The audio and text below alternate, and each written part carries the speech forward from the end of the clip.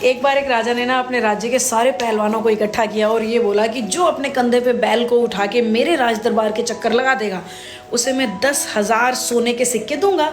तो सभी पहलवान ना जोर जोर से हंसने लग गए कि अरे ऐसा कैसे हो सकता है कि कोई इंसान बैल को कंधे पे उठा के चक्कर लगा दे, ऐसा तो हो ही नहीं सकता राजा साहब। सब ने मना कर दिया, पर एक पहलवान अपनी सीट पे खड़ा हुआ और उसने कहा मैं कर दूंगा, पर आज नहीं 2 साल के बाद। राजा ने कहा चलो ये भी ठीक है, कम से कम कोशिश करने को कोई तो तैयार है।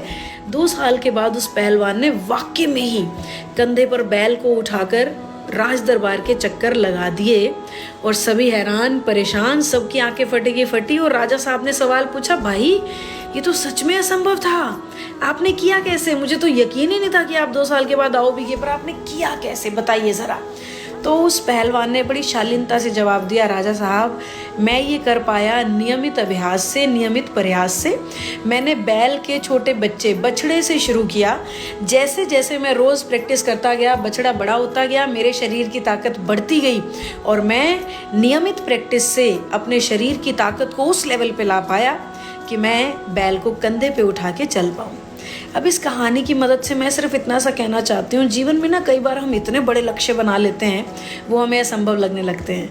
अगर छोटे छोटे लक्ष्य बनाओगे तो उन्हें हासिल करने में मज़ा भी आएगा और आसान भी लगेगा और धीरे धीरे बड़े लक्ष्य तक पहुँच जाओगे।